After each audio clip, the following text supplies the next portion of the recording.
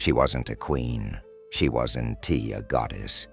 Yet the most powerful men in the Roman Republic would have crawled through fire for a single night with her. Imagine a price so high it would take a common soldier 6,000 years to earn it. That was her price. This is the story of the woman who cost more than a kingdom. Her name was Volumnia Cytheris. To call her a mere courtesan would be like calling the Colosseum just a pile of stones. She was an actress, a poet, a dancer, and a brilliant conversationalist. In ancient Rome, a city where politics and pleasure were deeply intertwined, Cytheris was a grand master. While powerful men wielded swords and legions, she wielded influence with a whisper, a glance, a perfectly timed verse. She understood that in a world dominated by brute force, the sharpest weapon was desire, and she knew exactly how to use it. Cytheris didn't come from a noble family. Her journey began far from the marble villas of Rome's elite. She started as a mima, an actress in the often crude mimes that were popular entertainment for the masses.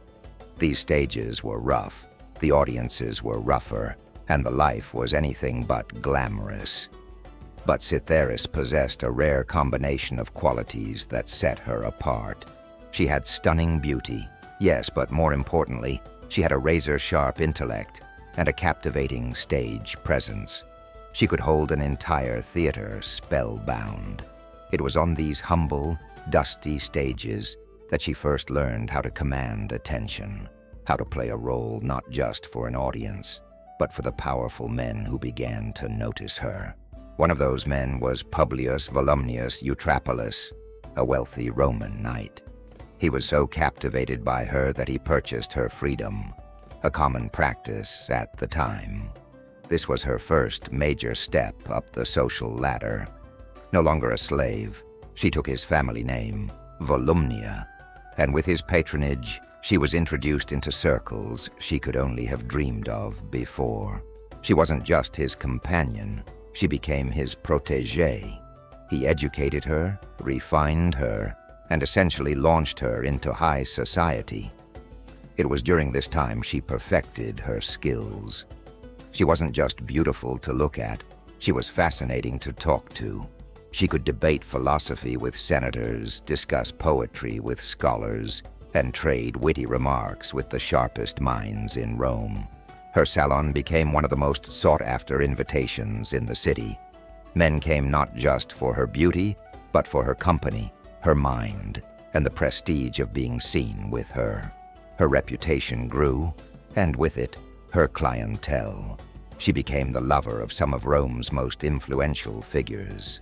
Men like the poet Gallus and the orator Cicero's friend, Brutus, were all said to be in her orbit. But her most famous, most passionate, and ultimately most consequential affair was with Marcus Antonius, Mark Antony. Before he was a triumvir, before Cleopatra, there was Cytheris. Antony was a man of immense appetites, for power, for wine, for life itself. And he became utterly obsessed with her. He wasn't just a client, he was a man in love, or something very much like it. He paraded her through the city in a litter carried by lictors, an honor usually reserved for high-ranking officials and their wives.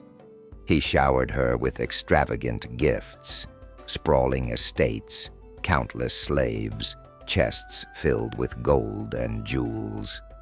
When he traveled on his military campaigns, she traveled with him, not hidden away, but openly, scandalously, by his side. She was, for a time, the most famous woman in Rome, living a life of unimaginable luxury. She walked through the forum like a queen, a goddess among mortals. But Rome was a city with a rigid social structure and a deep-seated hypocrisy. While men were free to indulge their desires, women who gained power through those desires were viewed with suspicion and scorn. The more Antony flaunted his relationship with Cytheris, the more it became a political liability. His enemies, like the great orator Cicero, used her against him in their speeches. Cicero attacked Antony relentlessly, painting him as a man debased and controlled by a former actress, a slave. He mocked Antony for letting Cytheris ride in a procession, calling it an insult to the dignity of Rome. The very fame that Antony had given her was now being used as a weapon to destroy his own reputation. The pressure mounted as Antony's political ambitions grew. As he forged alliances and prepared to rule the Roman world, the scandal of Cytheris became too great a burden. For a man aspiring to absolute power, a controversial mistress was a weakness. He made a political marriage to Fulvia, a well-connected and powerful Roman aristocrat. Cytheris, the woman he had once paraded through the streets, was cast aside. Her name was scrubbed from official accounts, her presence in his life reduced to a footnote in his enemies' attacks. The glitter and gold faded. We don't know exactly what happened to her after Antony left. History, written by men, simply let her disappear. Her meteoric rise was followed by a silent, abrupt fall from the public eye. So what is her legacy? In a city built on conquest and military might, Cytheris conquered Rome's most powerful men without lifting a single sword.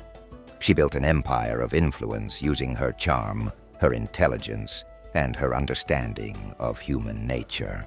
Was she just a greedy opportunist, or was she a brilliant survivor, playing the only game available to a woman of her station and winning, for a time, on a scale no one could have imagined?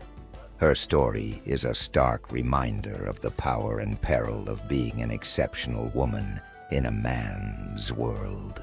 Her name might have been erased, but her legend survived in the whispers of history. The story of the woman who commanded a price of 6,000 years of a soldier at his salary for just one night in Rome. Thank you so much for watching. If you found this story as fascinating as I did, don't forget to hit that like button, subscribe for more tales from history, and let me know in the comments what you think about the incredible life of Cytheris. See you next time.